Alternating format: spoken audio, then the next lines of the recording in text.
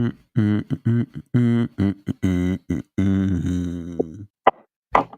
got to hurry this up, Frankie C, because I got a Billy Joel documentary coming up on HBO we got to get to. You know what I'm saying? Ooh, all right. Big. Before we start the show, I just want to acknowledge that last episode, we realized that there's 3 minutes missing from the last show. So now we got to go back. Are we ever going to release those 3 minutes? We're looking into it. Sure, it's fine. Not that big of a deal. You know, things happen. You know, stuff. Anything could have happened in those 3 minutes. We want to make sure everybody has the full podcast. We're going to release the full podcast. You guys just hang tight. Just stay with us.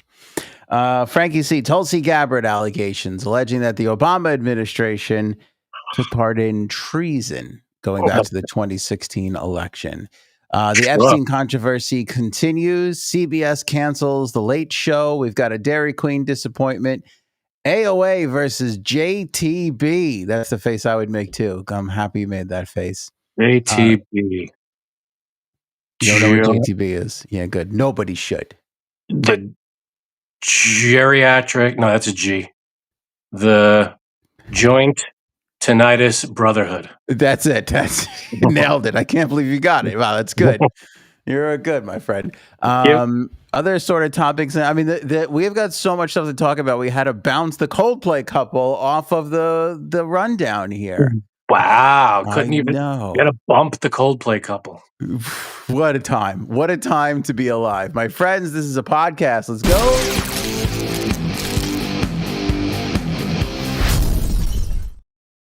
Talk about the news. I wonder what we're going to learn about Billy Joel on this Billy Joel documentary. Like how hard life was on Long Island back in the day. It's very exciting. Jumping tulip boxes. More interesting than the person that we're going to be discussing. By the way, I waited from Monday until this episode. I waited for you to come back from vacation. Oh, I'm sorry. Can we say that you were on vacation? Sure. You were on vacation. Just to talk about this topic. I put it in a compartment. I put it away. Haven't revisited it since it broke on Monday because I needed the voice of reason to be here with me as we discuss what that is. So we'll do that. We'll get it. Yeah, it's very exciting. Very exciting. What's Bon Jovi's middle name? Jonathan Thomas Bon Jovi. That's it. There you go. Wasn't that the kid that was on Home Improvement? I think that was it. That might be right. Yeah, sounds like it. Sounds like it's something. Anyway, hours before, Frankie C, moments before, as they say in the broadcast business, Tulsi Gabbard dropped a bombshell on X, declaring that the Obama administration essentially took part in treason against President Donald Trump just after the 2016 election. Now, there was supposedly some documents that were released. I have seen that. I didn't get to see the documents. A little background here. I was running around for the last 3 hours. So when all this was like breaking, I didn't get to see all of it. But she put out a graphic, if that helps anybody. But now other people are like tweeting the actual documents themselves. So they are out there because that was like my first little like, what is this moment? Because it's like, I am choosing not to believe this administration any longer when they say what they now you're not going to believe them? Listen. A little late to the party, pal. They have lost a lot of credibility with me. Coming off of the Epstein thing, you can't say you have something and then say you're going to deliver it. Just deliver it. I'm not really quite sure why Tulsi Gabbard herself didn't tweet out PDFs of the documents, but we know that they're in some other people's hands. So let's talk about it. But essentially, this is the tweet that started it off here about 7 hours ago. Gotta make it bigger. We're too big. We're too big? I think we're a good size. You want to make it bigger than that? No, usually we're tiny, and that the thing that we're showing is big. I know. That doesn't work for the highlights, though. You and your highlights. I know. It's pain. It's a pain in the buttocks, but it's... God. Okay. But I'll tell you what it says. You could trust me. I can't even see that. That looks like a maroon box with some squares in it. Believe me when I tell you, you're not missing anything. But essentially... what they said was, I mean, she titles this thing, The Creation of the Russia Hoax, Real Intel Assessment. Supposedly what happened was the intelligence community was assessing the 2016 election, and they determined that there was no influence, no interference from Russia. That report was put in the president's daily briefing, President Obama's daily briefing. All right, everybody's getting upset in the chat. Let me just tell you what the people are saying. Before you get angry with me, this is just what is happening, okay? This is what Tulsi Gabbard is alleging with these documents. Let's get through it. Well, I got to tell you, everybody in the chat is pretty dead on here. No, this is not how this works. We have to say what it is, and then we can debate it and talk about how much we don't believe it. This is a free-form podcast where we go with the flow. We got, let's see, Paul, stop spreading Russian propaganda. You got Robin saying distraction reaction. Mercury, my head is spinning. Let's see. Christella, 100% Robin, giant distraction. Paul, Ant, do some research. Ant, come on. Don't tell me that. You know I hate that, Paul. You know I hate the do some research bit. I got to say, everybody's dead on here. Everybody is wrong. Like, your opinions are fine. Let me just tell there are some people that don't know this yet. So let them hear it, and then we could all jump on top with what we really think. Okay. By the way, I didn't say that this was real or I believed it or I'm 100% behind it. I'm just trying to tell you all what it is. Okay. So what she's saying or alleging in these documents is that the intelligence community came to a determination that there was no interference in the 2016 election. That went into the President Obama's daily briefing. Okay. That was pulled. It went in and then it was pulled out. And then the next day, President Obama asked the intelligence community to find proof or whatever, however he positioned it or said it, the perfect call, to find information on the Russians interfering in the election. Okay. And that's what led to himself, Comey. That's what they believe led to the beginning of this whole process, because then there were what she describes as deep state leaks. Obama officials used their media propaganda arm to spread the fake news, fake weaponized assessment, suppressed prior intelligence showing Russia lacked intent and capability to hack the 2016 election. And all of this led to the Russia hoax. So this is what she put out just 7 hours ago.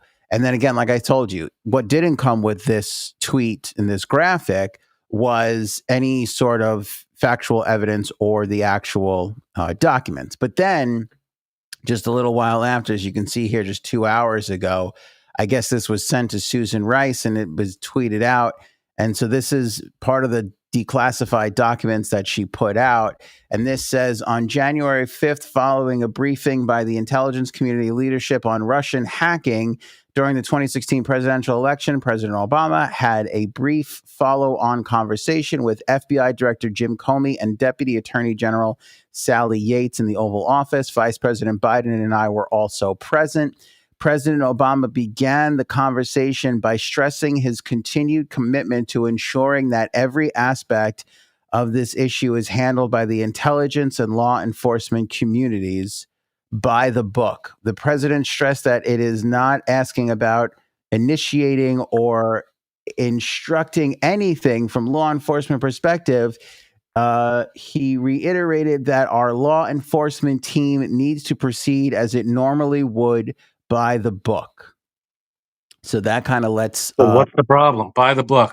That kind of lets, Obama off the hook a little bit here. Here are some of the other documents basically kind of backing up what I said about it was in the briefing. And then so what is the point of this? But this is the director of national intelligence, and what she is telling us is that this meeting, right, and again, the Susan Rice memo here that I showed you a second ago contradicts it. But what she's alleging is that this meeting that took place was December 8th and 9th is when these all happened, was the beginning of this, and that they began a deep state, how does she describe it? A deep state leaking campaign where I'm reading from her thing, Obama officials use their media propaganda arm to spread fake news. Now, I totally get everybody's outrage and their criticism because you have to prove this. This is like declassifying documents. I understand that. I get that. But where's the proof that Obama sent out an edict, asking the intelligence community to find this? And I also think this is a little bit of a game of semantics, too, wherein did Russia get into our voting machines? No. But did they spread a bunch of misinformation around to sway people's opinion? And the overall feel is that, yes, they in fact did do that. Okay. See what happens when I get to finish and I get it all out. See, was that so bad? That's what she said. Okay. Everybody was really running down my throat there for a second. The fact that this is, it's a couple things here. One, why is this just coming out now? If there's some big whatever, why is it coming out now? Good point, my friend. Right. So if this was any kind of story, they would have brought it up a million years ago. Two, that's basically it. One, this is a hey, look at this, Obama, Biden, Russia. What was that other thing we were talking about last week? Oh, Jeffrey Epstein. Oh, no, that's not a thing anymore. Obama and Biden and Russia. Get the fuck out of here. Nobody's buying it anymore. That's it. You're done. Move on. It is an excellent point. Is this and listen, I'm really falling on this side of it. Is this just a huge distraction from the Jeffrey Epstein thing? Yes, yes, it is. Everything that you have to now, that everything that happens after the Epstein thing, you have to take it with a grain of salt. Going, well, everything from this administration, you have to go, probably bullshit. But this, especially coming out after this whole Epstein thing, you have to go, probably a huge distraction, especially when it's something that's from how many years ago? Come on. Yeah. I feel like this scared the hell out of me, by the way. I don't know what that was. This is going to be our world for the next 3 months. It's always going to be just this little thing in the corner of everybody's vision of going, that's, the Epstein thing. It is awfully suspicious timing, right? You just said. This is what, from when Obama was president? It was like a decade ago, So what? It was an entire Trump administration ago, and a Biden administration ago. Right? Yeah. So 9 years ago, over 9.5 years ago. So you bring it up now when you were all about Russia, and proving this and that. Well, where's the proof, and why bring it up now? So, excuse me when I say bullshit. I agree with that. There's two things I want to say to oppose it. One, this is the director of national intelligence. This would be a hell of a stretch for her. I'm not saying that that she's not doing this, but I'm saying coming off of the colossal failure that is the Jeffrey Epstein DOJ memo, for them to go back to that well of saying something that they don't indeed have would be unbelievable. That's all they've been doing. What about talk about the 2020 election and how it's rigged? We got all this proof. We'll show up to this rally and we'll show you all the proof. That was what was his name? The pillow guy. We got all this proof. We're going to drop the bombshells. This is going to be a huge scandal. The proof of the 2020 election was rigged, and there's zero proof. So they promise you, we've got all this stuff, all this proof, and it's all bullshit. It's all, hey, look over here. Don't look over here. That's all this is. Unless they show up with some hard proof. Yeah. That's what I'm saying. But that's what I'm saying. They might have. I don't know right now because the thing that I read does prove that they did have the conversation. So whatever else follows this could implicate that what she's saying is indeed true. Nobody's going to know until we could see everything that she has that she's talking about, which is what I feel is very suspicious. Like if you have it, just put it out to the whole public.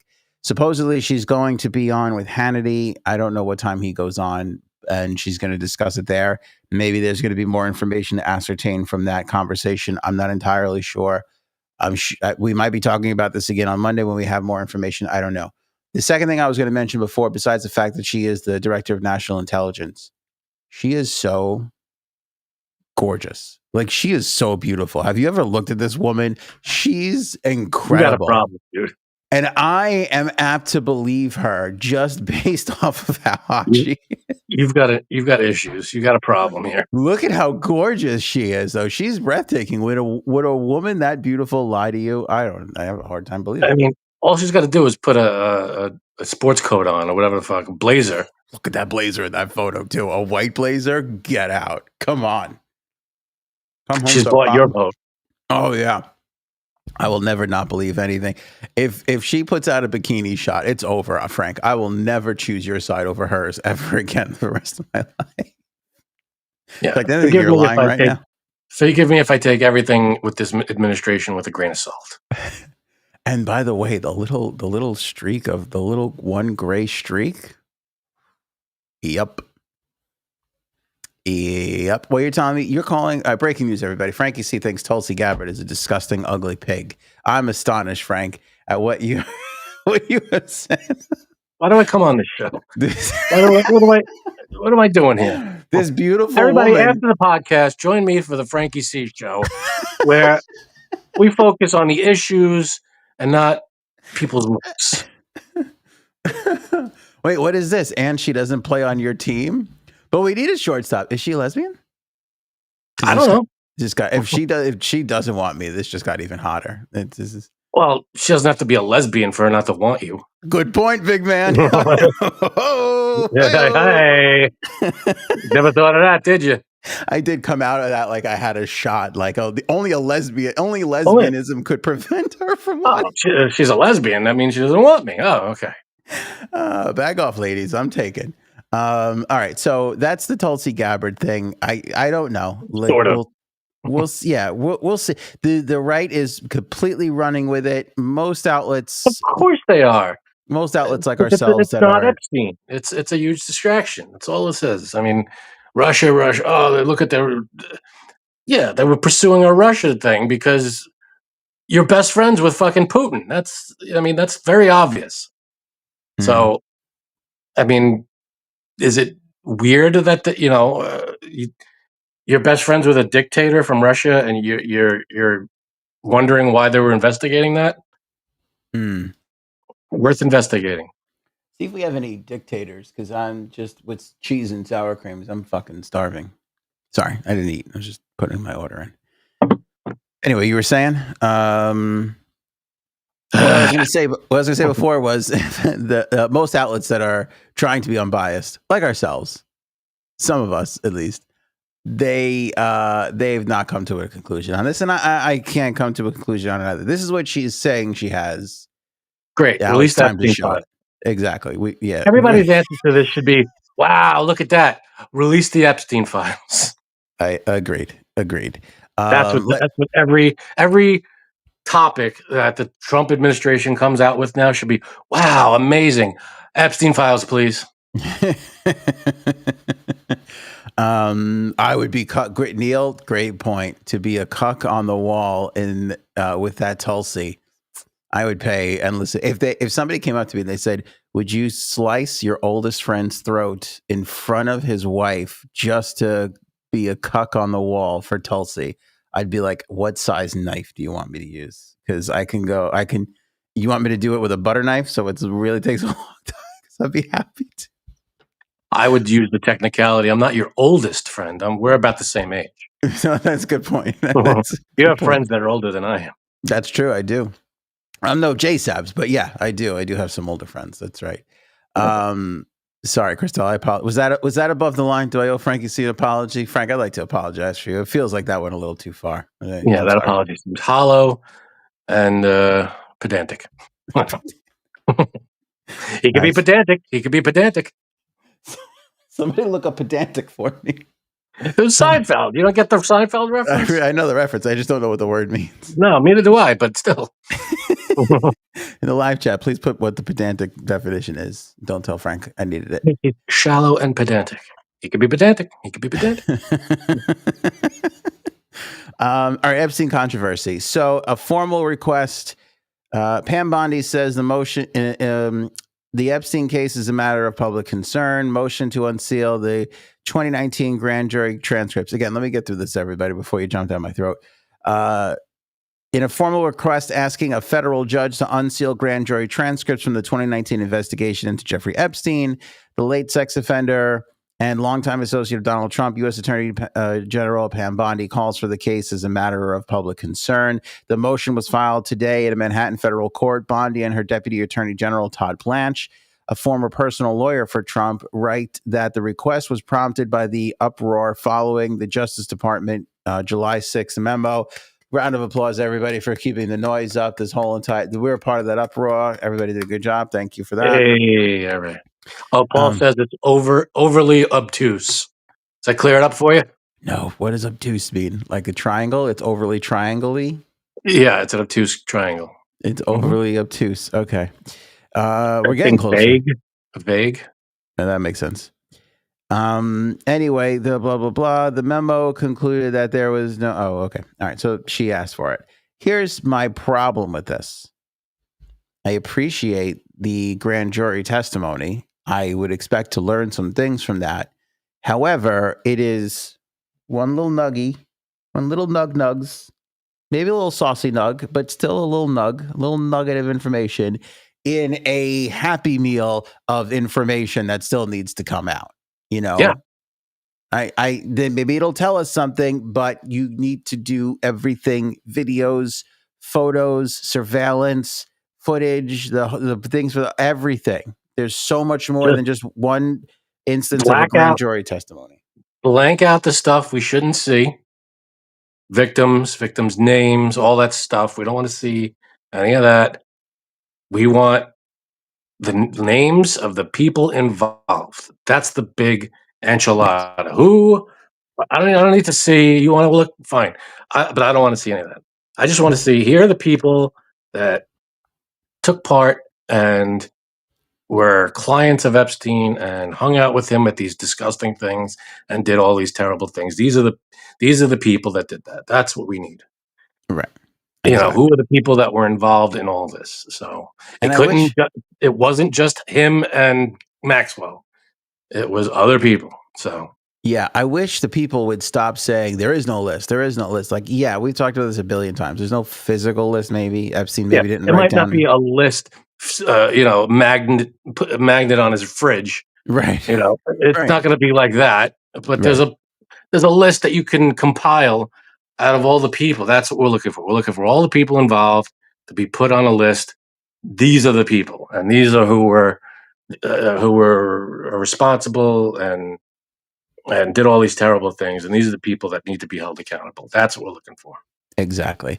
Another big story that broke yesterday was the Wall Street Journal reported that there was a birthday letter penned by Donald Trump to Jeffrey Epstein for his 50th birthday back in 2003. The president subsequently responded saying that he might sue Rupert Murdoch and the Wall Street Journal and their parent company over this allegation. Why wouldn't he?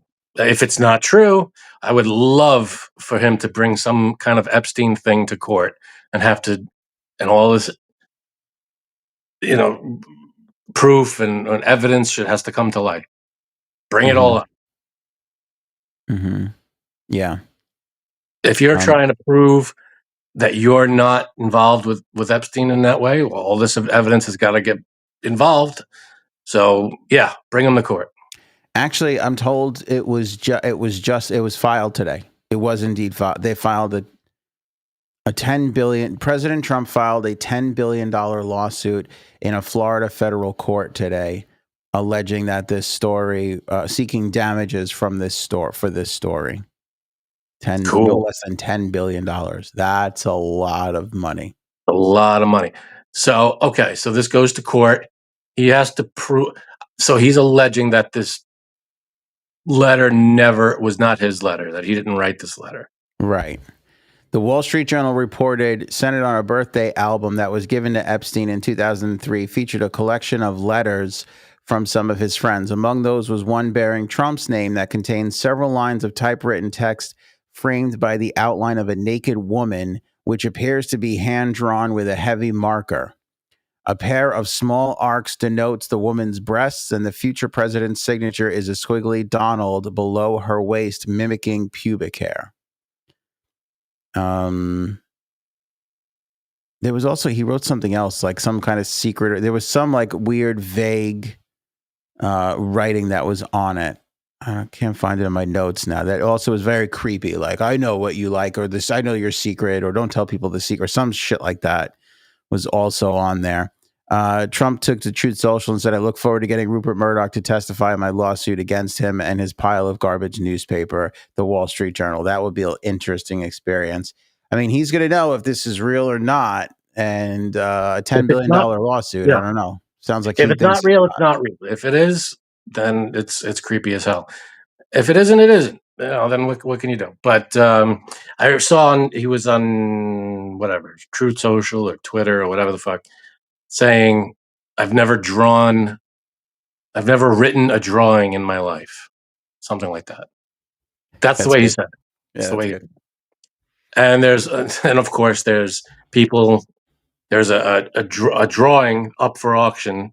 I don't know how true this is, but I saw someone posted, like, there's a drawing up for auction that Donald Trump drew of the New York skyline, and he signed it, and there's a picture. It's like in a frame that's up for, and he's like, oh, I didn't draw. You never drew anything, huh? It's like, so it's just a weird stance to take that I've never drawn anything. You know, imagine that you're an 80-year-old person, you never drew anything, never doodled something. I mean, that's. Well, I think what he's saying, and I've read that too. What I'm hearing from other people, that nobody ever got a drawing note from Donald Trump. Like, that wasn't his style. He would type, his secretary, his people would type it, and then he would sign it, and then they would send it off. So they're claiming that it's uncharacteristic of him to draw something like that they've never really seen anything like that before. I don't know. Has he done doodles or stuff for charities and auctions and whatever? That was kind of a thing for a little while, maybe. But don't come out on Truth Social or whatever and go, I've never drawn a picture in my life or written a drawing in my life. I don't, just say, this isn't my drawing. I don't know what you're talking about. Yeah. Who's saying drawing incorrectly? Me or Frank? I don't know. I think me, because I say draw. No. Yeah, drawing. Yeah, no, I say, like, when you open the drawer, I say drawer. I say that, I call that a draw. Like drawing? Yeah, drawing. I don't know if we're saying that funny. You're putting an R where the W should be. Yeah, I'm not quite sure. Did you see that misfire? I put that huge stupid comment on, just trying to get to Robbins. It was requested by Ghislaine Maxwell. The drawing. Roads. What's another one of freaky words? It was requested by Ghislaine Maxwell. She put like a book together for him, which is so hilarious to me, because that's literally one of the best Curb Your Enthusiasm episodes, is based on Larry being asked to write one of these pages in one of those birthday books. It's so fucking funny. But anyway, yeah, I don't know. It's a weird. The Wall Street Journal is. Yeah, they're one of the best ever. So I don't doubt that they have it. But to run this story now before 100% sure if it's for real. And the other thing, how do you verify that? That's what I was just going to say. How do you verify? Because what if it was somebody else doing it? What if it was Ghislaine doing it as a goof and it didn't really come from Donald Trump, but she wanted Epstein to think it came from Donald Trump? It could have been that, for all we know. What if, and I'm just devil's advocate, I mean, no way am I on Donald Trump's side here, but what if he wrote the letter, but someone doodled on the letter and made it, do you know what I mean? Right. It's possible. Who the hell knows? Yeah, It is. my point is, it's hard to prove any of this. It's very, very hard. And I know, like, Paul's all over me on this episode. But it's, again, if I'm the Wall Street Journal, I'm going to be like, I don't think we could run this because we could talk about maybe what it. I mean, maybe they thought they're on the line enough to just say, hey, we came across this. We don't know its legitimacy or not. But still, you're really not supposed to report stuff that you don't. Yeah, I don't know. I don't know if it's his drawing or not. Who the hell knows? It could be. It probably, maybe it is. I mean, I could see him writing and doing something creepy like that because he's a giant creep. So, yeah, it could be his, but I can't say for sure. I've never seen the letter. I don't know anything. All I know is what was written in it. People. It's on Twitter. What was written in it. Paul's killing me. I know he's ripping you apart. He's ripping me apart. Yeah, but nobody is nobody's getting distracted by all these stories. Oh, there's a letter. There's a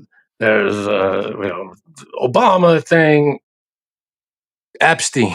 Release everything. Yes. Well, we're not letting this go. I mean, most of the stuff, most of the stories about Trump, you give it a couple of weeks and we're on to the next thing. This is going to stick a little while. This is something that's not going to go away so easily. Now, when we started this 2 weeks ago, this latest iteration of the Epstein stuff, I don't think you thought it was going to stick around for this long. Well, no, you're right. I didn't think. Why did I forgot what?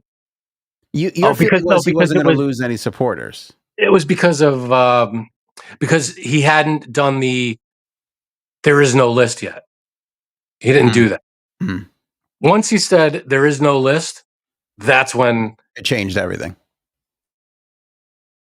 It changed to he's definitely, he's more than likely on the list. But it's like before that, I thought, well, we're never going to see it. And he's probably just going to play this out, ride it out till it goes away. And then all of a sudden he reignited everything with, what's her name going, there's no list. It's like, well, right. I mean, it wasn't going away anyway, I don't think. But that kind of just fueled everything with I mean, he was going to deny everything, of course. He was going to drag, like, if we were operating under the assumption that there was a list, or there is a list, and they have it and they're going through it and it's going to be released soon. So that's what we were working with. And I was saying, yeah, he's not going to release it ever. He's going to wait for things to die down. The only allegations we have here is that Musk said he's on the list, but how did Musk see anything? And then all of a sudden they're like, oh, there's no list. It's like, all right, well, so you're definitely covering something up. So how could we believe anything you say? And you're obvious. Then you look deeper into it and you're like, he was best friends with him for like 10 years, allegedly. How many videos and photos of them hanging out together at parties? Yeah, it's interesting that you said that. It's come out in the last couple of days that they were really close friends for a while. I don't remember that. I know that they knew each other. I don't remember them being close friends. In the last week or so, it came out that there was a deposition or something. They're on tape. It's either tape or writing, where Epstein said that he was friends with Donald Trump for like 10 years, very close friend. That I remember. Like 10 years. Yeah, that I remember. I don't remember. And then you put all the stuff together of like Trump saying, oh yeah, I know Epstein very well, great guy or whatever. And then, oh, he likes them younger than I, he likes them on the young side. Yeah. That so he knows shit. And then you have stuff. You just piece together all the creepy shit that Trump has said over the years. The Teen USA pageants or whatever, Miss Teen something pageants, Miss America pageant, all this stuff, all these things that he said in public. Yeah, and it just adds up to him being a huge creep. Lindarell, I don't think anybody could deny he's got a creepy factor. I mean, the hair alone, even if we didn't know even if Frank didn't name all the other stuff, the hair alone kind of puts him in that creepometer. Yeah, no normal person has that hair.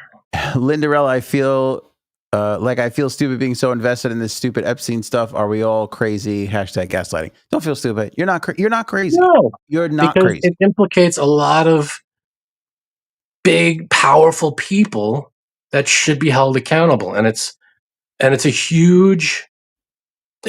biggest that kind of ring uncovered ever, probably. Yes. And it's a huge deal. It's a huge story, and it implicates a lot of people. And I'm sure there's a ton of people on that list who are big, powerful, God knows who, billionaires, millionaires, all these people. And Yeah. that's what we're looking for.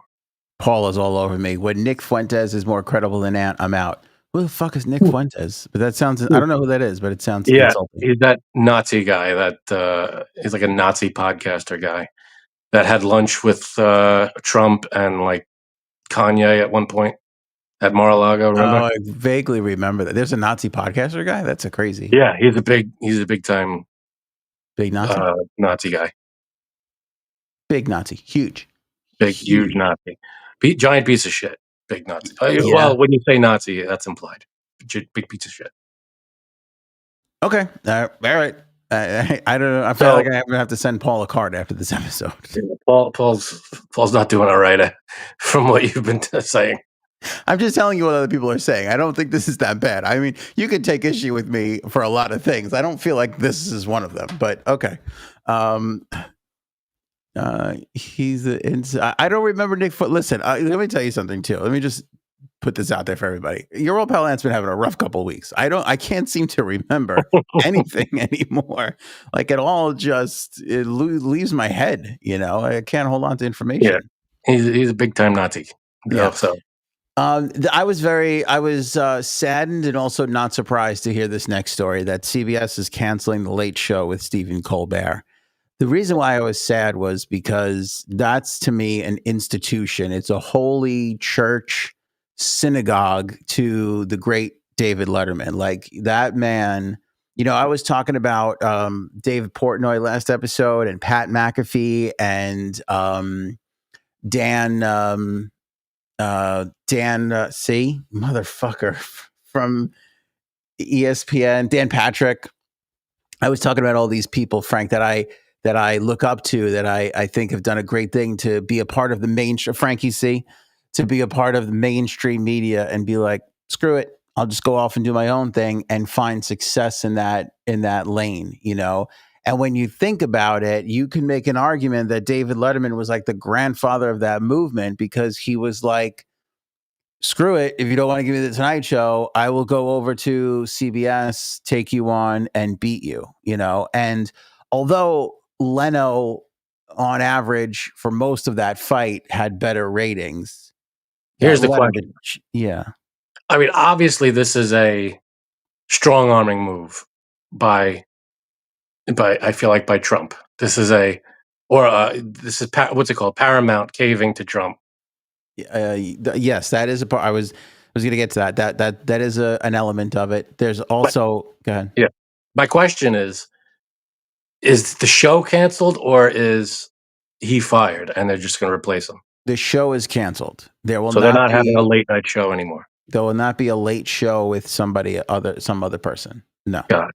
Okay. No, and that's the thing. So to go with what Frank was saying, Paramount, the parent company of CBS, is trying to close a huge merger in which they need the approval of the Trump administration to get through. This is also why there was a 60 Minutes lawsuit that was settled, which people were very, very upset about. So a lot of people are alleging that because Colbert was famously a critic of the Trump administration, that this was a move of vengeance. One of the unions, like the writers union or somebody, came out and said that they were afraid that was the case. They didn't say that was the case. They were just like, they fear that this might be the case. There was also a report out today that, and I don't know if I pulled it, so I'm going to try and find it really quick, that the show, that CBS was losing tens of millions of dollars a year on that property, that it was not profitable, which I have a hard time believing, but even if, I mean, it's in the comments. What was it? Paul was saying, disagree, no one watches late night TV. Maybe the numbers on TV are dying, but I mean, I know this might, I don't know, online streaming stuff, clips on YouTube, those are, I feel like that's where they get the nowadays. That's where they're getting their audience. Millions Yes. of views online, and you could sell that. I mean, that's going to make you the money. Everybody's watching that. So I don't. I mean, if you're going with nobody's watching, then everything on TV would be canceled. I mean, and nobody's watching. Everybody's streaming everything. So it's a weird argument to make, only because everybody's streaming all the shows and everybody's watching the clips on YouTube anyway. So Right. So you can. Lindarella, rest in peace, Broccoli Rob. He played, Colbert played a character on The Office called Broccoli Rob. mhm. Was one of Andy's college friends. Another thing, I've watched the first maybe 5 seasons of The Office, and anytime anybody brings up a line or a scene or a trope from the show, I'm like, I had never heard that in my life. I don't know what Oh you're my talking God. about. So I good. watched a lot of The Office, and every time I'm like, yeah, I've never heard of that in my life. Really? I don't That's get it. I feel like I feel like there are episodes. There's like a secret hidden. Every other episode, there's a bonus episode I'm missing because okay. I don't get it. Can I take a guess at this? Mm-hmm. I'm guessing you've seen the show on reruns and have never watched episode 1 to the end of that season, and then the following season. You've never No, sequentially watched it. I watched it streaming. I watched it like you would binge it. Oh, you did. So you start from Yeah. 1 to episode to, like, they're all Right. Oh, In okay. order. All right. Yeah, I never watched it on TV. I watched it streaming only. Oh my God. When streaming was first taken off and that was on Netflix, I don't think I ever turned it off for 2 years. I just had it on always. It was just on. You know? Yeah, I think no, it's a good show. It's okay. Top 5 of all shows. You're going to derail this episode with this conversation. Top 5 show I'm of just all saying. time. No, definitely not top 5 show of all time. Steve Comedy Carell is sitcom? the whole show, number 1. What? The The big part of it. he's the comedy. I mean, the big part of he's It's an ensemble. he's 80% of the comedy in the first in all of his seasons. Yeah, he's And very 15% of the comedy is that Dwight, Dwight's and the so rest good. is the rest of them. And 5% to Jim. the rest of them. See, we have a different relationship because I've watched it so much. I know what all the background characters have said. Yeah, I've got to maybe watch it again. I feel like I'm missing something here. Yeah. All right. Something's missing. Someone's missing. All right. But yeah, Broccoli Rob, he's canceled. So according to this, the report, actually, I found it. It was CBS themselves who said that they've been losing between $40 and $50 million a year on this show. That seems like a lot, but there's a lot of expenses that go into, like, Colbert's salary for one. Everything is union down there. God knows how many people are working, writers, on that show. So I imagine it's a lot to do. And as you were saying before, everybody streams now, so those dollars aren't like they were, like they used to be. But let's say they're losing, what was it, 50 million a year? Yeah. Are they selling literally zero in advertising? They got to be selling something. How could they not? It's kind of like, what do they pay? Here's the problem. This is the problem with the modern era of media and media consumption. There's just too many damn choices, and that's true. I'll give you that. Just right, and it's not just the audience, because it's true when it comes to the audience. But if I have 2 shows sharing 100% of the audience, those guys are going to get paid. If you have 4,000 shows sharing 100% of the audience, every advertiser has to pay more to, you know what I'm saying? They have to spread it around more. No, and I am. There's 2 sides to this coin. I'm for more content because, like you said, there's more people working, more jobs, more actors getting work, more writers getting work, more stuff being made. Love it. More jobs.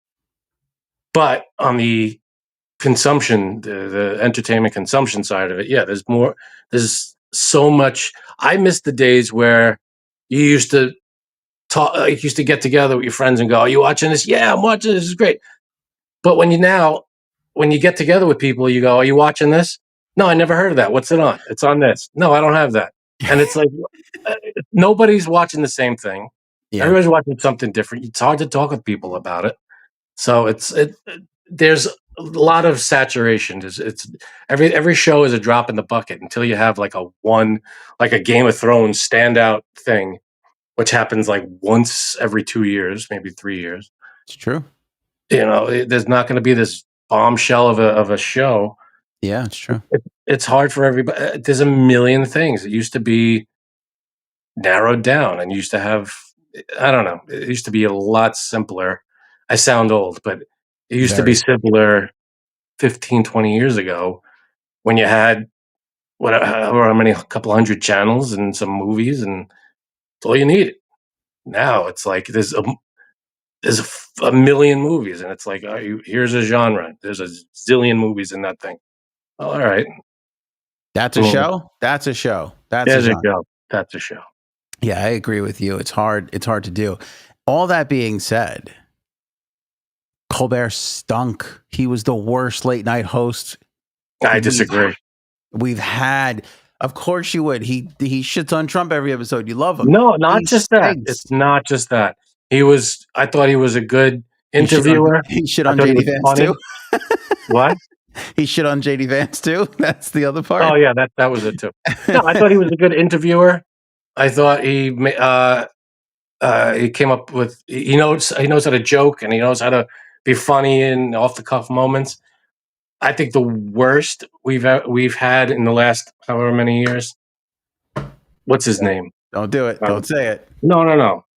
What's the carpool karaoke guy? Oh, Corden. Corden.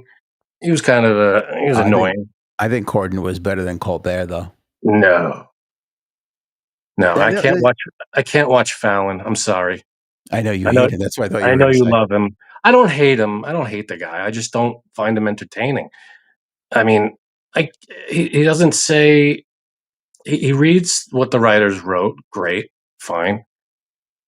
And then the interview, he just stumbles his way through every time and just, I don't know, fake laughs at everything. I can't do it. I can't. I don't know how he got that job off of Saturday Night Live. Everybody saw Saturday Night Live and went, "This is the guy." It's like, what? The guy, all he did was laugh through every sketch. Well, he felt he was just going to be the backup to Conan, and then all of a sudden, all the Conan Leno stuff happened, and then he's in this big chair. Conan is fucking brilliant. He is probably number one. Brilliant. He is the number one host. I have a hard time though putting Conan over Letterman. I think they're 1A and 1B to me. I think they're both so fucking great. Yeah, Conan is more. I mean, they both have that timing thing, that off the cuff stuff. But Conan, I think, is a little more creative. He's versatile. He's a bit more versatile. Yeah. He's got that stand up chops, and he could do anything. Letterman, he was good, but more of a straight shooting, sitting behind a desk kind of a thing. Didn't do too much outside of the lines. No, come on, you're forgetting like stupid pet tricks and all the stuff he used to throw shit off the roof. Throw shit off the. Yeah, but I'm saying Conan did more of that stuff, and he did it better. I think. Because I think he was the next step in it. That's why I think that's what happened. He was stupid pet tricks wasn't. The highlight wasn't David Letterman. It was the stupid pet tricks. I know, but he came up with that. Do you remember, like, he would just throw 100 watermelons off the top of the roof in New York City and watch them all fall? I guess, but I mean, oh, so good. Okay. I do remember. I don't know. I don't even know if you were in. Frank and I have been together. We've known each other since fourth grade, fourth grade. And I used to say fifth grade all the time, and he would get mad at me. Fourth grade. Flip it around. You used to say fourth grade, and it's fifth grade. Oh, it is fifth. I was wrong. Okay, so there you go.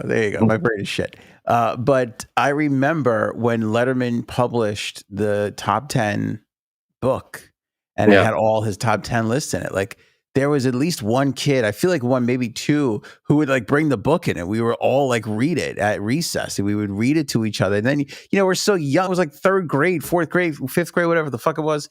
And we didn't even know what half the jokes meant, but they were just hilarious. Everything was so Oh, funny. sure. I get that. Funny stuff. I understand, and it was great. But I I base this stuff off of. I mean, that kind of stuff you could attribute a lot to the writers. Mhm. I mean, to be fair, top 10 list. I'm sure David Letterman didn't write the top 10 list every night. Oh, no, no, of course not. No, but he Okay, oversaw it. He was in charge of sure, it. absolutely, 100%. But in terms of doing stuff outside of what's written, I mean, anybody could sit there and read the jokes.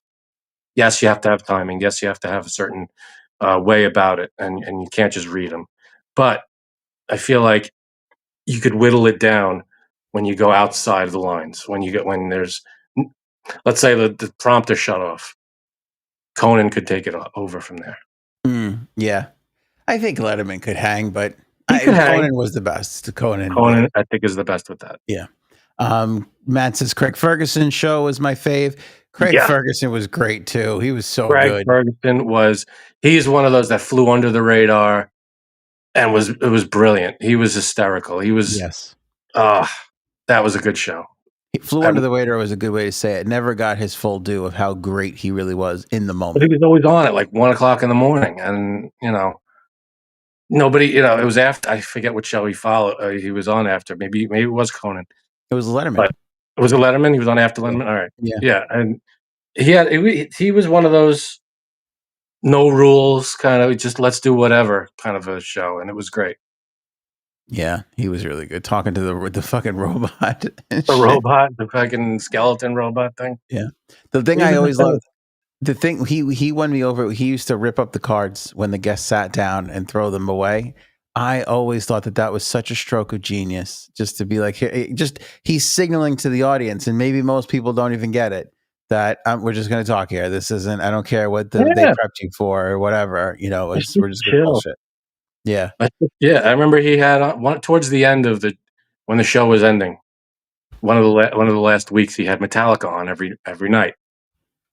He had them do, Metallica was the musical guest every night for a week. It was like one of the final weeks of the show, and he had them as the musical guest, and then he talked to them after either before or after the songs. But it sucked because that was when I kind of got into him towards the end of the show, and then you go back and you watch him, a lot of them, and you didn't know. I didn't know what we had until it was all gone. Yeah, but he's still, if you get him on your algorithm, he's great. There's clips of him doing shit, from back in the day. It's so good. Yeah. I didn't realize he had Metallica on for a week. That's pretty cool. Yeah, it was one of the final weeks of the show. It may have even been the last week. I'm not sure, but he had them as the musical guest, and he talked to them on the couch every night for that week.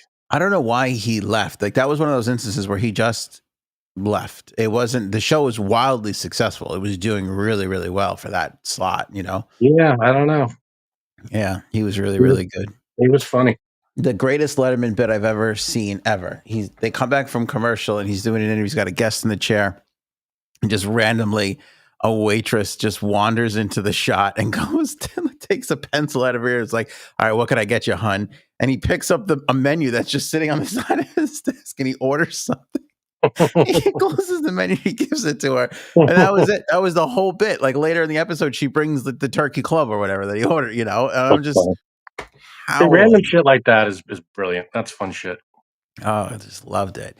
This is a really quick one. Dairy Queen disappointment, which dairy is definitely spelled wrong on the rundown over there. Let me point that out before. Oh, Diary Queen. Diary Queen. It's so small on my screen, I can't see it.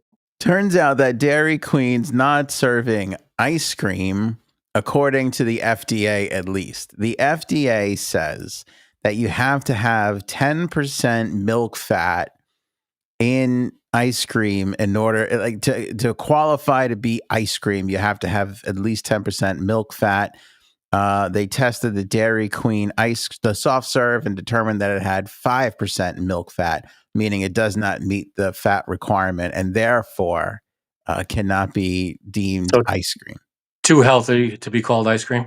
Yeah, well, that's kind of where soft serve comes from. It's not, you're just thinking, oh, soft serve ice cream, but it's just soft serve, not You can't put ice cream at the end of that? I don't think. I mean, again, unless, and it's not like, I don't know if anybody's getting hauled off to jail here, but I'm just saying to qualify something as being dairy and ice cream, it has to have 10% milk fat, and theirs only has 5. So, not technically ice cream. The milk in my fridge is only 1%, so I'm not judging Dairy Queen. That would be milk then not ice cream. So there you go. What if I can I make ice cream out of that milk or no? What is it called if I try to do that? Frozen serve. I call shenanigans. I'm here all night. Cheers. All right, Frankie C. A lot of drama in our little corner of the world here. A lot of drama. AOA versus Jesse the Body. Yeah, no, that's good. That's not bad. On Monday, Journey throwback. No. Journey throwback. There you go. On Monday, I had a very, very busy day Monday. And Jimmy the Bear. I go on. No, it's I'm so glad you don't know who it is though. But I'm in the middle of doing something which I'll share with you what I was doing. And I go to check social and I notice that getting a lot of hits on Instagram, TikTok too.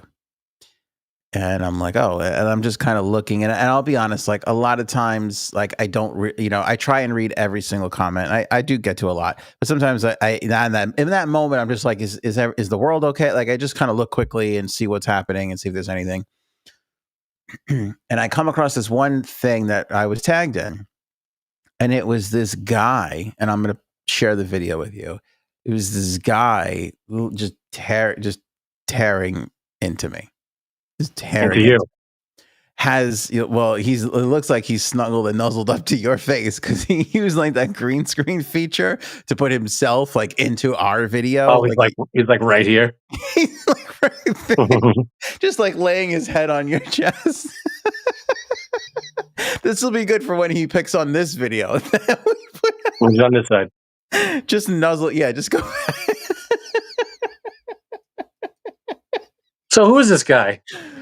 Some fucking guy asshole. with his own podcast. I don't know. I don't even know. I don't even know. So I was like JTB. I don't know. I have no idea. I said I was going to do research. I said I was. Oh, you got to hear me on Monday. Where are you getting these letters? What's JTB? What is this? It's his name. That's his name. So his name is JTB. That's what I think his name is. I don't know. But like I was saying, you had to hear me on Monday. I was like beside myself. I'm like, I'm going to do research. I'm like, I'm going to fucking take you down. I was hot and bothered. I was really like angry. Now, I don't think anything of it because I'm busy doing something, which I'm going to tell everybody what I was doing in a moment because it does tie into this story. The story better have a point. What? It does. It does. All I right. think you're going to enjoy this. All right, let's fly through this story. So I go and I'm busy. Like an hour or two later, excuse me, I go in and I realize that TikTok's not working. I'm like, what is going on here? Go and look, and then I go to log into TikTok again because I was logged out for some reason. A little thing pops up and says, "You have been banned from TikTok." Now, I had been dealing with a lot of issues because Frank doesn't do the social, right? Frank, you see Frank in videos and stuff like that. The Cheers video is great. Go look at the Cheers video on our social channels. But as far as like editing and all that and looking at the things and whatever, that doesn't fall under Frank. So I see a lot of that stuff. And we've been dealing with a lot of community guideline like violations. And I would have to appeal them. And we were winning like 9 out of 10 of we were winning mostly all of them, So what is this one? Come on. What do we got here? So I'm like, oh, this is kind of weird. I didn't realize and didn't put together that there were so many community guideline violations. And I'm like, I don't think what we're doing is, we were talking about Meghan Markle. We're talking about Epstein. I'm like, maybe, I don't, like a video got flagged today where it's something that was for stupid reasons. And I'm like, this is very weird that this keeps happening. And then all of a sudden we're banned.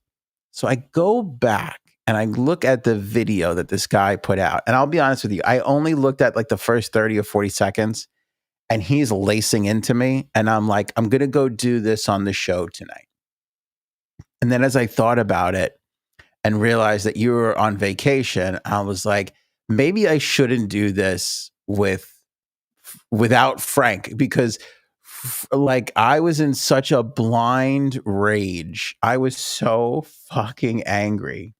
Oh boy, here we go. Okay. That I was like, this might be, it might not be in our best interest for me to lose my shit over and say things that I'm going to regret, because as you'll learn from watching this video, and if you can't tell already, I've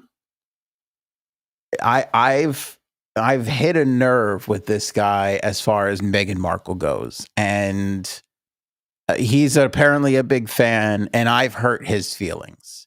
So he's like lashing back out, and I don't know how many followers he has everywhere. He's got a decent amount. I looked at we've got more not on Instagram than him, but overall the people that follow and consume this podcast, we bury this guy. Not that matters, but play the thing. What is he saying? So this is so I want everybody to know, I've heard the first like 30 or 40 seconds of this. I haven't really heard anything else. And I was going to do all this research and plan and find out what this guy really said and meticulously pick, and I didn't do that. So I haven't looked at this, peeked at it since Monday. All right, here's the video from the notorious JTB. How to hire a photographer. She walks around her garden with a camera following her, acting like she's doing the work of an entrepreneur. Don't appreciate speeding me up to sound like a fucking crack addict chipmunk. He's like, and he added the bleep. No, I think that was our bleep. We have bleeps? I didn't hear a bleep on our thing. Watch our things. Look at how wonderful she is. And it's like, you're not that. You're a fake and a lie. Like, look at these shots. Like, oh, I'm in my garden with my... Wait, this man just discovered branding and he's spiraling? You're mad because Meghan's press kit looked expensive? Because the photos are editorial quality? Because the lighting hits and the lemons match the aesthetic? That's not a scandal, sweetie. That's a budget. You're not... sweetie. I was really offended. Did you get offended by this man? I was kind of like, I'm a person. Were you being objectified? Yeah, I felt a little like, I've never been called this man before. It's better than this son of a bitch. I guess so. The thing is, I'd be more used to this son of a bitch, being from Queens and all. But anyway, here's the rest. Not exposing her. You're exposing your own lack of experience. Why is she standing in the garden with a basket? Because it's a lifestyle brand. Have you ever seen a campaign shoot in your life? Okay. So this is the part I got up to on Monday when I first saw this for the first time. That was the part that I got up to. And what is so incredibly hilarious to me about that little fact is that while I was watching this video, I was standing outside of a brand shoot that I was at. That's hilarious. And I guess I don't know what I'm doing. It's like I'm listening to this, I'm watching it, and I look up and I look all around at the camera crew and the lighting people, and I'm like, this can't be real. I'm like, this can't be happening.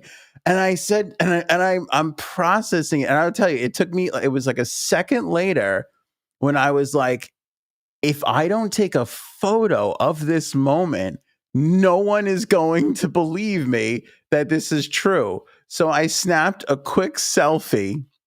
And you can see in this photograph here, I didn't want to reveal too much. You can see in this photograph here, like there's a camera, there's a camera, there's the more like a tripod. Look behind, there's some of the camera gig, some of the lighting stuff, is all right here. And you can go back to Monday's podcast, and I am wearing this exact shirt because I did this as part of a consulting thing that I do, and rushed from this back here to do the show. Didn't have time to put on like a branded shirt or anything like that. Just went right into the episode. So I'm at a brand shoot while this guy is dismantling me for not knowing what a brand shoot is. I thought that was hilarious. I think I'm on his side here.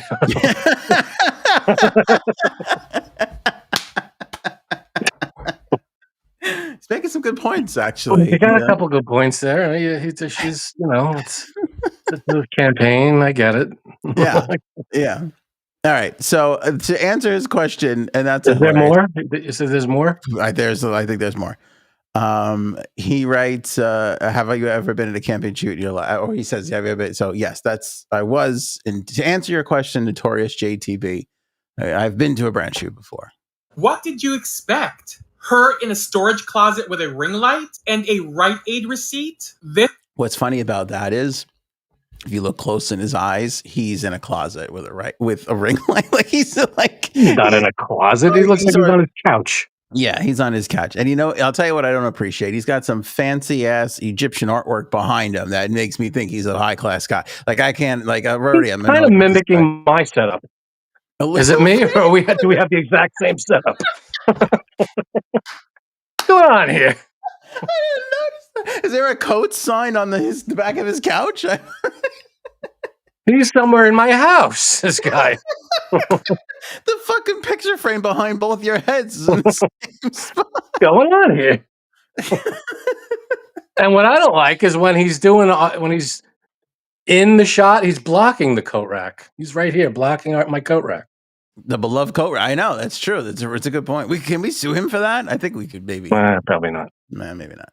This is alt universe Frankie C right here. This is amazing. Man, that's my house. Get out of my house, buddy. He's got your alt dog right next to him. Like your dog is next to you. It's fucking crazy. What's happening here? All right. Back to the notorious JTB. He's good. This is the part I love. You admitted her branding is brilliant and then proceeded to have a tantrum about it. You can't decide if you're outraged or impressed.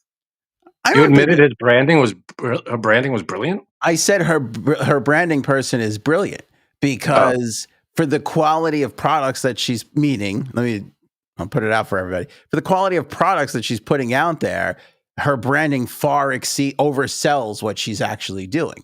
When you claim to be like wholesome and in nature and you putting this whole... So your argument obviously is she got one thing right. It was the brand. Like she picked the right people. The brand. Yeah. Right. But her she's not being honest because she's selling stuff that's not hers and all that stuff. Yeah, there's not being honest, and then there's outright fraud and scam. And again, it wasn't me who put up numerous photographs and pulled them down immediately when you were called out for the lies. That wasn't me. That was not my account. That would be Megan's account. Right? She was proven wrong blatantly, and she deleted. It's out there. It's real fact. People can't hold on to reality sometimes. That's a real fact. That happened. Right. So I don't believe any of the shit that she says. I don't know what to not be outraged or impressed. I said the one thing she got right was the branding person. That's it. That's the only thing she got right. She bought her tea and resold it. She's getting her edible flowers off of Amazon and marking it up. The Lord knows where all the other stuff is coming from. We don't know how much she's truly selling, and she's acting like her sellouts are a miracle. It's all a facade to sell more stuff, for Netflix. We know the Ted Sarandos on Netflix said this is an experiment in like live selling products. So, okay. All right. We know the rant. We got the. Sorry. I'm sorry. I don't think what else does. Did he say? I don't think he does or is in the know or wants to acknowledge it. Okay. You sound like someone who tried to recreate her shoot and got laughed out of Home Goods. And the whole meltdown about... That's a funny line. I will say that's fucking somebody who got laughed out of Home Goods is just the right amount of sass and insult, rolled into one. That's a good one. It was very, very good. I hate this part. I hope bad things happen to him. I hope he stubs his toe immediately after filming videos when he gets up for hitting his coffee table. But That was fucking funny as shit. About the lemons, let me break something to you gently. Most people staging a product shoot don't grow every ingredient in their backyard. Beyonce didn't pluck the wind out of the sky during the Cuff It video, but we still got the vibe. You're flailing because Megan understands the assignment. I don't think that's... I don't buy that, because if she doesn't grow the lemons, then don't pretend like you're picking lemons. I don't. Right. I don't know. It's something disingenuous. It's. Yeah, I know you don't. Not everybody grows all. Not everybody grows all the ingredients for everything they make. I get that, but your point is that if you don't grow the lemons, then don't act like you grow the lemons. Right. If you don't grow anything, then do a different shoot. Do something else, like you're drinking the tea or something. Don't act like you're getting the tea from your garden. I don't know. Yeah. Maybe that's your issue with it. Right. Because it's like, am I crazy? Because there's a difference between slicing up some lemons and putting them, out on the table next to your product and going, everybody look at me picking the lemons, everybody. Like, because it wasn't just stills and everything like that. She would put out social media content with her doing these things and then have to pull them down because they were ludicrous. And she's trying to present the thing that she's not. That's it. So that's fraud. Yeah. That's right. We all want, and my whole entire point is look, if this is Kraft Foods and shit, like I expect big, huge companies like Coca-Cola to cut corners and tell us this is naturally flavored when it's all just chemical. I expect that from them. When a celebrity starts a brand because they're trying to answer those things that it goes on in big food and act like this is your wholesome, wonderful thing for the lifestyle and all this and that, and it's worse than what they're doing, I can't let that go unchecked. That's bullshit. Fair enough. Thank you. And more importantly, I want to hear his response to this video. Yeah, this is good. This is going to be good. Well, I wonder if he's even going to respond to this. What bothered me I don't know if he looks like we're tagged here, but I could have sworn on Monday when I looked at this, we were not tagged, which was what really incensed me, because then it was like, you're not even giving me the chance to respond. But now we are tagged, right? Now we are tagged. So that, I can't make that argument. You don't. She's not running a flea market. She's building a brand. She's selling mood. She's selling a world. And from the looks of it, you weren't invited in. And not wrong about that. He's not wrong about that. Yep. I'm not You're invited obviously to you're not using any of her products. Not even close. Not even close. Yeah. Not even close. And that valid point. It's not for me. But my whole point is that there's real creators really doing that. And also, I do take issue with she's selling mood. That's not mood. If you're selling bags or shoes or hats or garments, fashion, that's mood. Fragrance, that's mood. Food is not mood. That's not mood. You know what I mean? It's not. Yeah. You could say a cars or there's a lot of things. Food is not that. Let's not gloss over the misogyny here. You didn't critique the branding. You attacked her. Okay. I have a big problem with this. And I have a problem with my liberal friends with this. The accusation of misogyny. Yeah, this has nothing to do with women, your argument is fraud versus not a fraud. Thank you. That's your only argument. But this is what people do, and this is why I get angry, because when you look down our comments, the accusations that come in, I'm one of the biggest liberals that you can find. Annoyingly liberal, if I can I say annoyingly liberal. Fine. Yes, that's fine. But I don't see this as misogyny. This is you critiquing someone's, someone's products that are not what they should be, not what they're advertised to be, which have been universally reviewed, by the way, and panned by critics. Yeah, nothing to do with her being a woman. Nothing to do with her being a woman. That's the thing. If I was a woman and I take her down, that's okay. But a man can't do that. Like, that's not how the world works. And, you know, it's that kind of talk that you just lose credibility with me if you have to resort, like, and let's not forget the misogyny. Like, no, like, men can take issue with women. Women can take issue with men. That's how it works.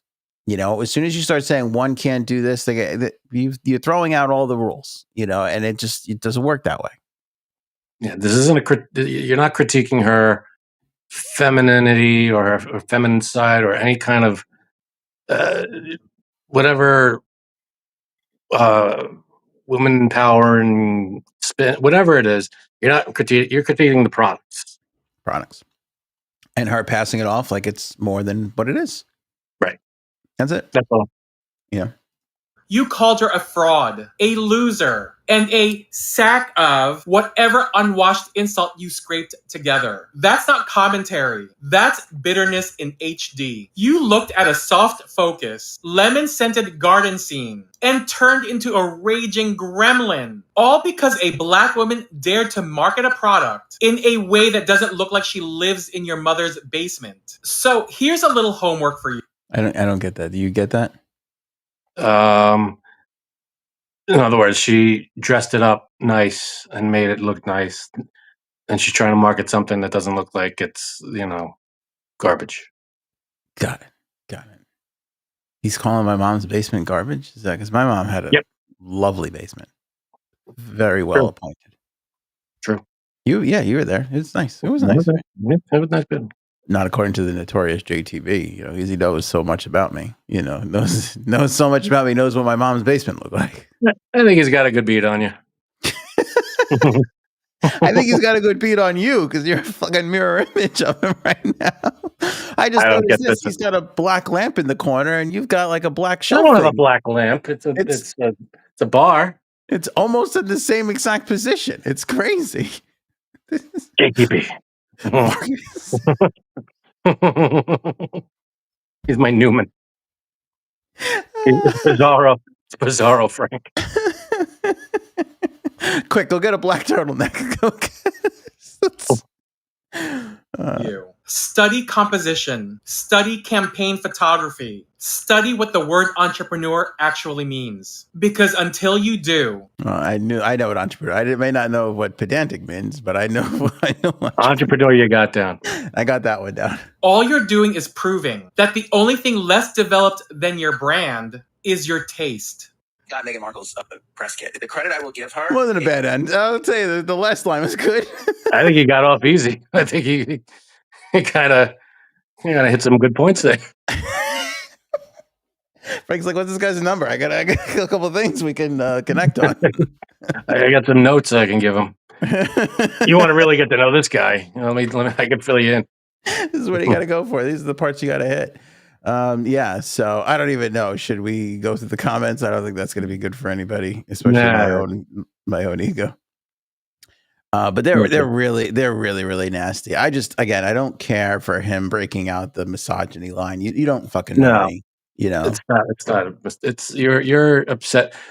Your first introduction to her was her breaking up the royal family and that whole thing. So that's going to leave a sour taste. And then it's all the shit after that, and then it's this fake stuff. So it's you have your own critiques, and I think you're entitled to your opinions about all that. Thank you. For as huge of an asshole as I am.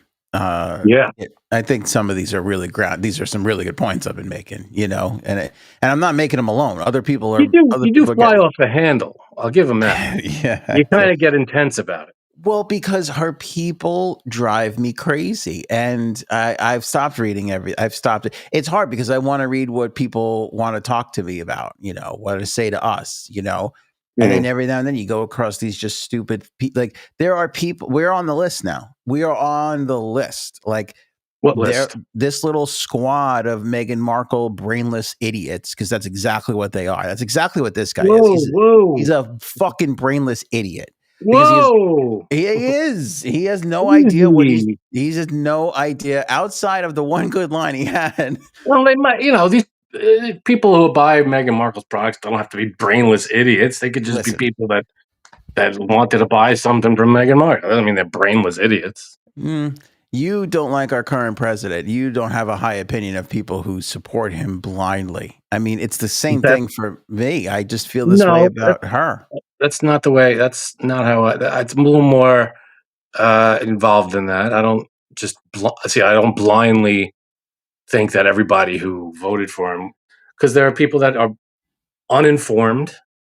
There are people that voted for him that don't have all the facts or are getting all their facts from one source and thank you, excellent, have been manipulated. So I'm not going to say everybody's an idiot. I'm not going to blanket statement like that. So, and if they weren't here and didn't have you, wouldn't that be terrible? What? If they're uninformed, right? And they didn't you're trying to reach them. You're doing God's work. All right, easy. That's what I think I'm doing. I'm trying to tell before people go and waste their hard-earned money on, basically Lipton tea. All right, I get it, but I think his point is don't be so. Don't care for those that are not as intelligent as I. Is that what you're saying? No, I think he's saying don't be a dick about it. Just I would have failed there. That's hard to do. That doesn't come easy for me, and I don't overall care for his attitude. I'll tell you what, out there with his fucking Egyptian art behind him looking all I bet you he spent a lot of money. He probably spent more on that art piece than I've spent on food. I don't even know. I just feel like that's an expensive thing back there. He's trying to gloat to us. It could be. Hey, I can't say anything because I have the exact same setup. He's just going to fire back a video like, you don't know what this art piece is? How could you be so stupid? To be fair, we're very stupid. I guess that wasn't in your mom's basement. I'm already writing all the good lines for him. He's got nothing left.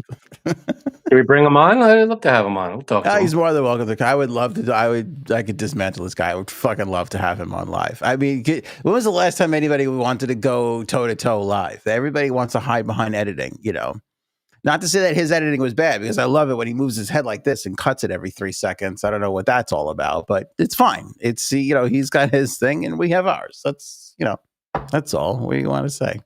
This man, fucking guy. Well, you are this man. I feel like this man to me is like, this man was seen fleeing the scene of, it's like, have you seen this man? That's why it's, do you take this man? It's not, do you take Mr. Johnson? So anyway, fuck that guy. The wrap up is, all right, so everything that guy just said is bullshit. Thank you. All right, is it game time? Yeah, it's game time. It is game time. These two play a game. All right, now I don't know what the game is, but I had a thought. Can we discuss? Oh God, here we go. Can we just you and your thoughts? This is going to be another 20-minute tangent. This is what it is. I want to eliminate the Anthony Gabb during Blind Top 5. We'll see how that works. I'm proposing we can comment more than a line. If you got a line, you got to rip a line. You know that. You take a mark down. If it's there, you take a swing. More than a line. If it's more than a sentence, you're trying to censor me. No, not you. I'm me. I'm more. I am more of the problem in this particular instance. We hold all commentary until the end of the 5. And the reason why I say that is because I'm always frustrated because we have these amazing games all the time. And because of all the asides that we get into in the conversation that it sparks, it's impossible to edit and get out in a timely fashion. See, you can't. You're playing the game. Your motivation shouldn't be how are we going to edit this. It should be how can we make the most of this game in the moment. I do want to do that. But I also feel like just because you hold the commentary till the end, does it make it less funny? Yes. You think so? Yeah, because if you come up with a thing on the spur of the moment, the timing, that comedy, you got timing. You're not going to. Well, that's what I'm saying. If you got the line, go for it. A lot of the times it's like, oh, that's interesting. Let me ponder about that and present a question to everybody. That, to me, that's what's got to go. I think we could self-edit, but I don't think we should try to limit ourselves if we don't need to. I think we could, I think we could edit ourselves in a way that we don't go on these long tangents, but I don't think we need to go that crazy where we have to hold everything to the end. All right, I tell you what, you don't change a thing, and I will change, and I bet you will get to what I wanted to accomplish. So you're the problem. You're not the problem here. Okay. But yeah, because I think if we go through the 5 really succinctly, and then we could talk about everything, then I think I can edit it, because I am in the moment. I do want this to be good, but it pains me that the clips get so many views and nobody gets to see one of the most fun things that we get to do in the week, so I hate that people are missing that. I got you. All right, we'll try. We'll see how we do. All right, so Aaron is here. Is it the 5? You got a pen. You already labeled your 5, so I'm thinking it's a 5. 5, assuming that's 5. Okay. Oh God, I'm so sorry. It is BT5, but we're up to Q, and for Q, I wanted 10. I'm sorry. That's fine. 10, great. It breaks with the BT5. We've done the whole alphabet with the exception of D, and we've done 5. But for Q, I just had to do 10. I love it. And if we only get Q tonight, then we only get Q tonight. I was going to say, is there another one? There's D. Oh, okay. So we have a D. Okay. Q and D if we have time. All right, QD. Do it. Oh, you see what I did? See what I did there? Very nice. That was super sweet. All right. Okay, guys. So Q, I was having a little trouble because Q was, but then Frank said, "What about quotes?" And I was like, "That's a good word." So what I did was Frank doesn't usually help me with this process, but I was having a lot of trouble. So he said quotes. So I did 10 movie quotes. And if you feel like they pertain to your life, put them higher up toward 1. And if you feel like it's something that is not really pertaining to your life, more toward 10. You know what I'm saying? So the quote has to pertain to your life. It's not like a quote that you just really love. No, it's more like, just do you feel it, like what this person's saying or not? Okay. I know it's weird, but okay. No, because if it's like once I say it. Because if it's like you're going to need a bigger boat, that might not pertain to my life, but I like the quote. You feel it. Do I put it high if I like it? No. If you feel it. It's more like I'll do one and then so you'll understand what I'm saying. Okay, sorry. Okay, so the first one is from 1 to 10. First one is from Gone with the Wind. It's frankly, my dear, I don't give a damn. So is that tend to be your attitude? Or not really? 9. I think I'm putting 9 at a 9 because it is my I don't really give a shit. But I don't feel it that much. Okay. I try not to. I care, but most of the time I can't invest. I'll go. Maybe not most of the time, but I'll go 7 on that one. 7. Frankly, I'm not writing the whole quote. I'll just write frankly. Okay. So the next one is Toto. I have a feeling we're not in Kansas anymore. In the Wizard of Oz. Who's been feeling like that day to day? Oh, that's relatable. It's relatable, but that quote was soured for me by. I'm not the biggest fan of Sex and the City, and when the Sex and the City 2 trailer came out, the big quote in the movie was, "I don't think we're in Kansas anymore." And I just rolled my eyes so hard. Yeah. I couldn't take it. I was like, "Who wrote that?" All right, so I'm putting that at 9. Kansas. Wow. You influenced me. I moved it from 5 to 6. Okay, there you go.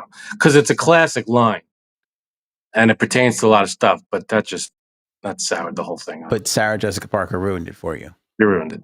You piece of shit, misogynist son of a bitch. Okay. I mean, Okay, that was just the biggest cliche.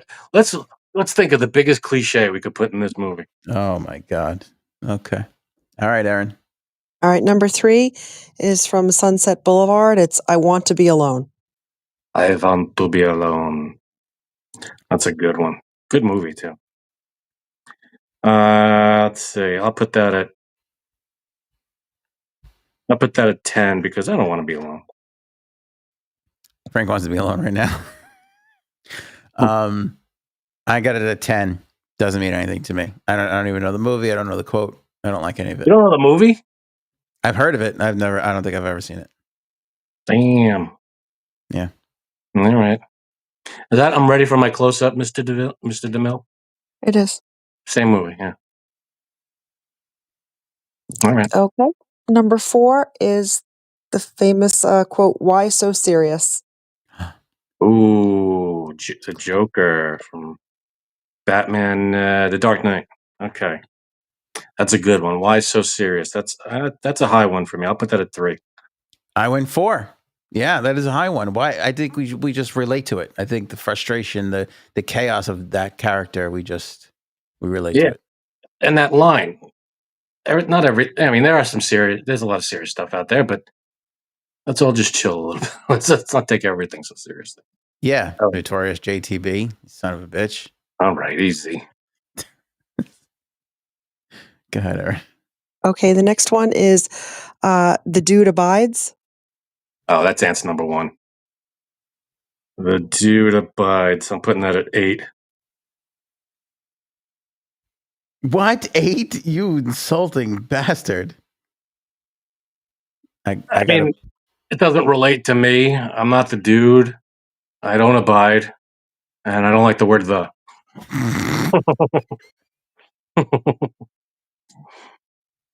That was so random. Let me tell you about my problem with the. I picked apart the 3 words in that whole quote. You did it. You did a good job with it.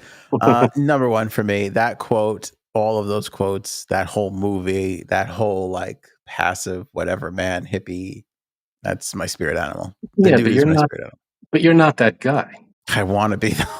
I want to be. I want to so not give a shit like he did. So bad. All right. Well, so then, frankly, my dear, I don't give a damn should be higher. You don't want to give a shit. Yeah, you're right. But the dude said it much nicer. That's why he's at number 1. Okay. Okay, next up is from Who Framed Roger Rabbit. I'm not bad. I'm just drawn that way. Classic. Good one. Super hot, by the way. A great line and a great movie.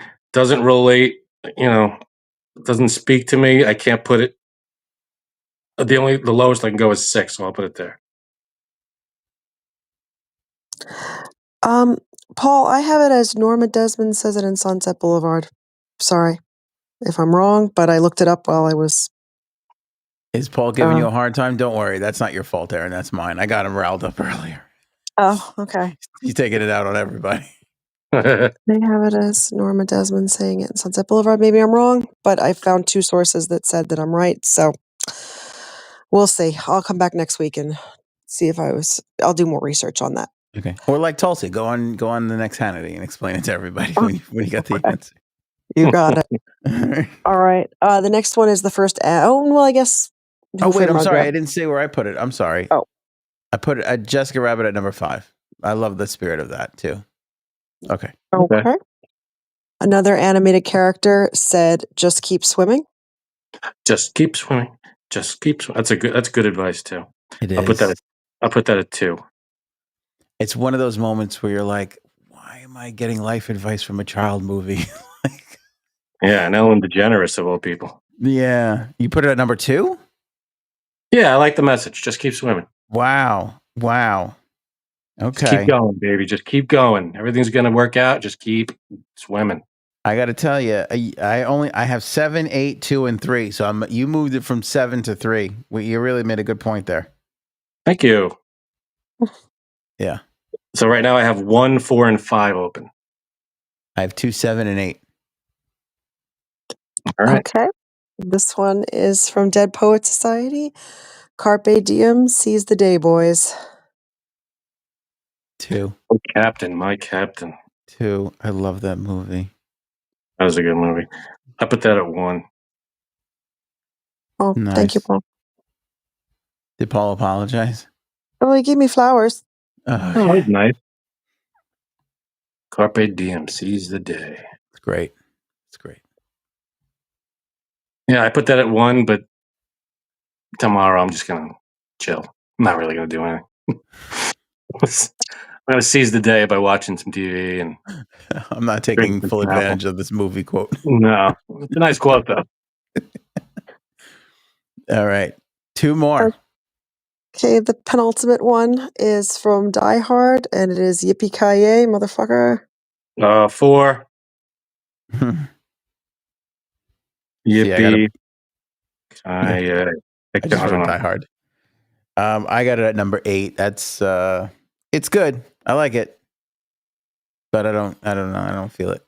I feel it. I feel like saying that when I do something right. Yippee-ki-yay, motherfucker! You're still And right. Okay. I'm in. All right, so the last one is 5 for me. And what's 7. your last one? 7? Mm-hmm. All right. It's May the Force be with you. Oh no, where did it go for you? 5? That's like your number 2. Is that better than Carpe Diem? No, it should be 1. But that's okay. The Force is not strong in your list, my friend. Shut up. But that list up there. I don't know if anybody could see it. I have a silver marker, so it's might be a little light. Is that what that is? What are you trying to be back in the 8th grade? It's a Sharpie. It's a silver Sharpie. Oh, those are nice. I like to write my Christmas cards with those because they're so whimsical. They are whimsical. Yeah, I'm guessing Paul might be right. I don't know. It's the only quote that I didn't know from the movie, and I'm getting conflicting reports. So we'll say that Paul is right. No, don't give in to him. Don't. I think he's right. But no matter what, just put an asterisk next to this one. I guess it had 10 instead of 5. It had a wrong quote. Well, we know the quote. I got to tell you something. It feels like a hoax to me. This feels very. I think he's right because I think the quote is, "I don't want to be alone." Jeez. You know what? One day we're gonna release the full top 10 blind top 5 list. Yeah, we don't have this isn't the real one. There's 3 minutes missing from this list. There's 3 minutes missing. One day we'll release the whole thing. Don't worry about it. That's gonna be a good day. It's sitting on my desk right now for me to review. It's gonna be a good day when that comes out. Wow. My God. We're gonna do D now. This is terrifying. This is so exciting. Okay, so we got D. Here we go. D is how many? 5? 5. Okay. Wow, it's big D. 5. Why? They're always 5. What's the matter with you? I'm just saying 5 is pretty good. I hear it's more than average. Okay. All right. It's simple. It's just desserts. Oh, desserts are fun. Mm-hmm. I love desserts. Okay. All right. So this is the blind top 5 where we have to rank desserts from 1 to 5 without knowing what dessert is coming next. Yes. And I researched it, Paul. These are all desserts. So hopefully. Before everybody gets all out of control and crazy, these are all served after the entree. Okay? Right. All right. Okay. So number 1 is banana split. Ice cream, bananas, syrup, nuts, and a cherry. I haven't had a banana split in years, maybe even decades.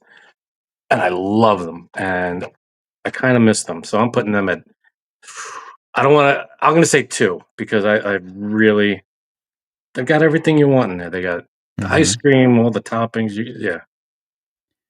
I agree. It's not even a dessert. It's like, hey, do you want all your favorite childhood memories to feel all at once? That's basically what they're serving you.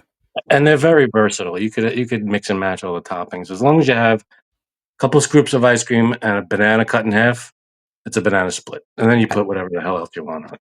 Agreed, but I think a true banana split has to be chocolate, vanilla, and strawberry. I think you gotta get one of each. You don't have to. I feel like if you get all chocolate, it's still a banana split. It's not technically a real banana split. I think I'll consult with the FDA. I'll see how they feel about it. Paul should know. Paul, what do you got?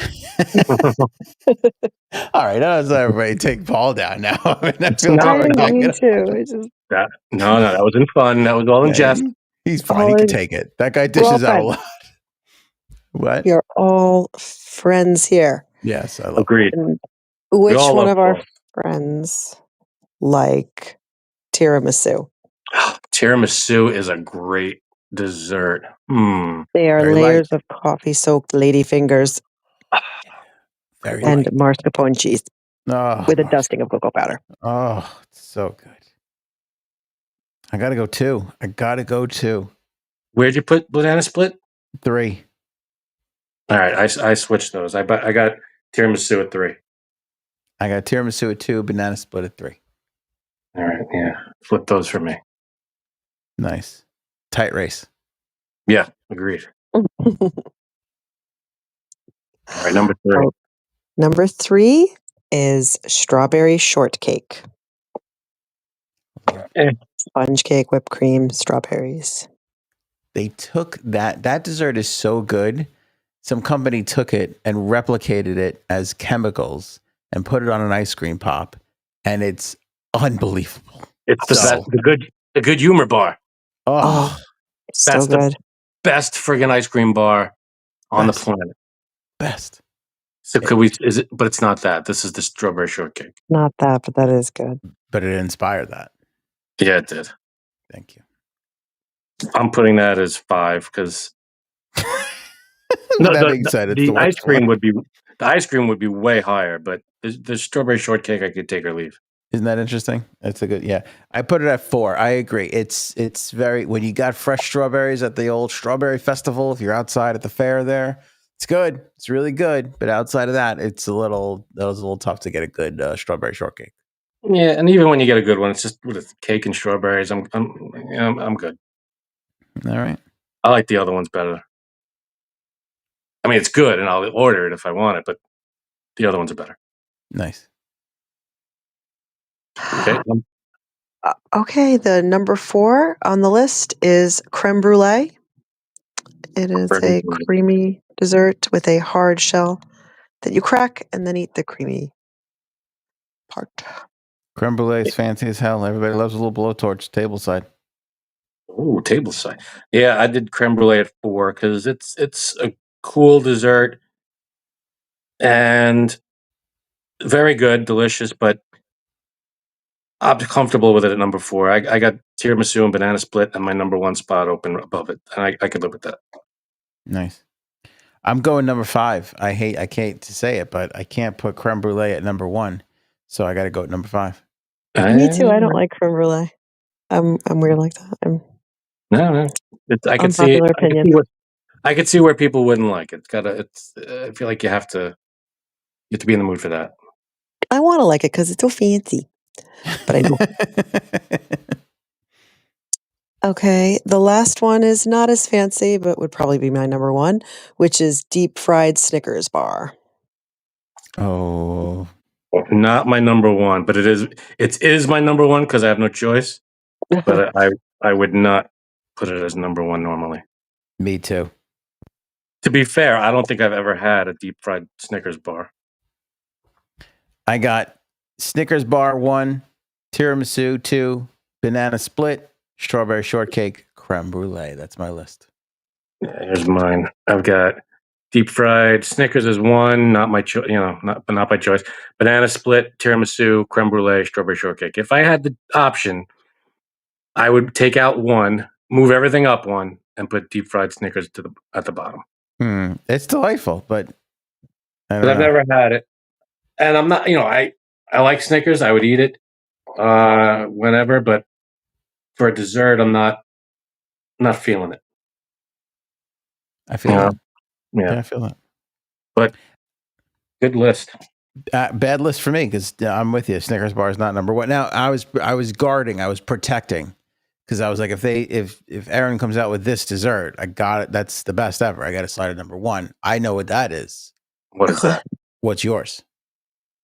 What's my number 1 all-time dessert? Best dessert. Comment below while we wait for Frankie C to come up with. And I want an answer from Aaron too. Actually, You know, it's weird. I like a good sorbet, like lemon ice, it's not, like a lemon sorbet.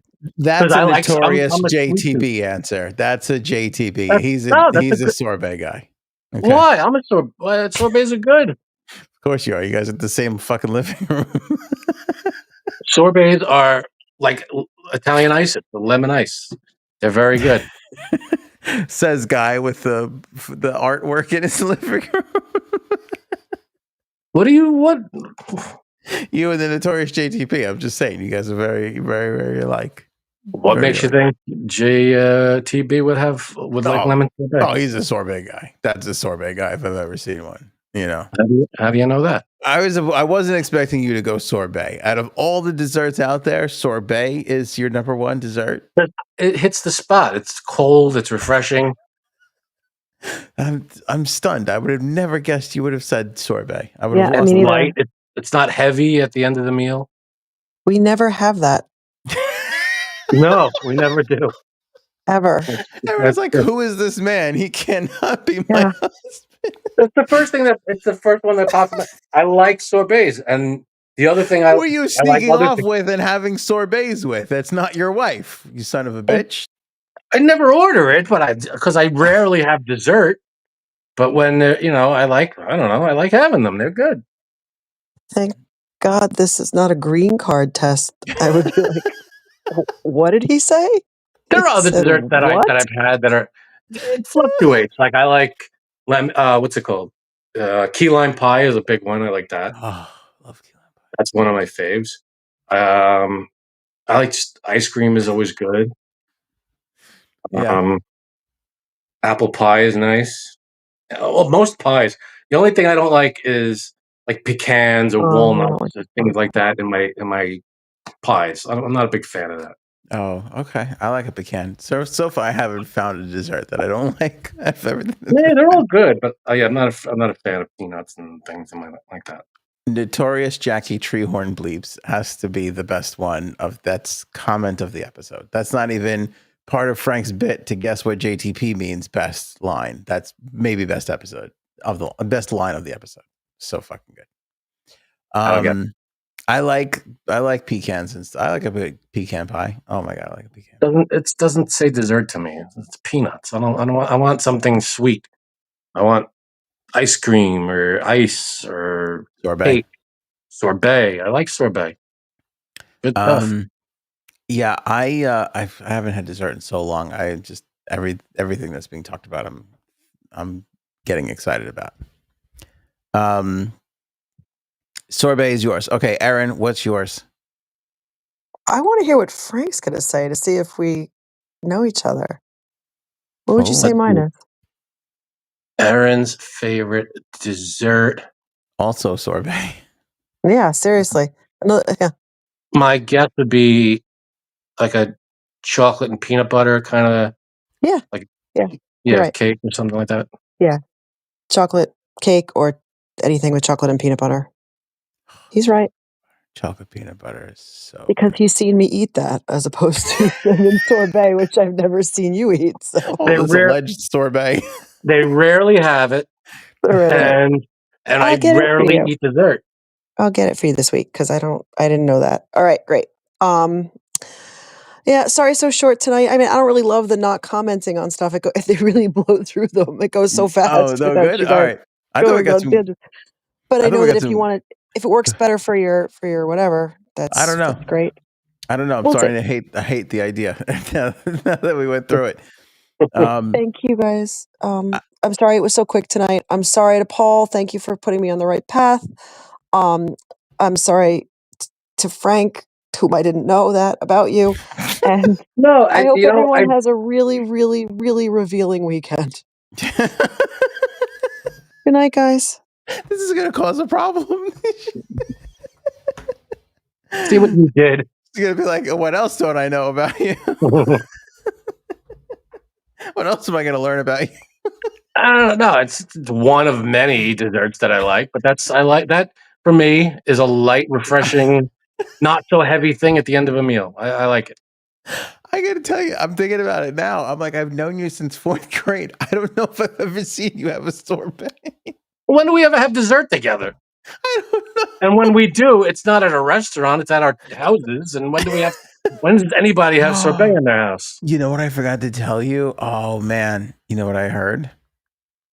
This is going to be devastating. I hate that I remember this. It's going to ruin your weekend. Don't tell me then. Why? Don't tell me. PDQ is going out of business.